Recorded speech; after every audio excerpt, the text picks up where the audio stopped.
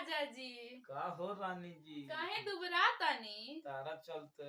अच्छा तो हमरा लाला काला हंगामा के हवा से बलम जी दुबारा गईले।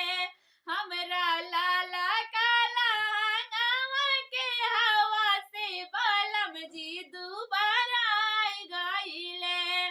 सुन सुन सास रानी हमारी बचनिया, सुन सुन सासु रानी हमारी बचनिया। तो अपना बेटा जी के होरल से पियाई दनाई तो दोबारा जाई है। अपना बेटा जी के होरल से पियाई दनाई तो दोबारा जाई है। कैल्शियम के कमी भइल बा, कैल्शियम के। हमरा लाला काला हंगामा के हवा से बलम जी दुबारा गईले। सुन सुन जेठान रानी हमारी बचनिया, सुन सुन जेठान रानी हमारी बचनिया। तो अपना देवर जी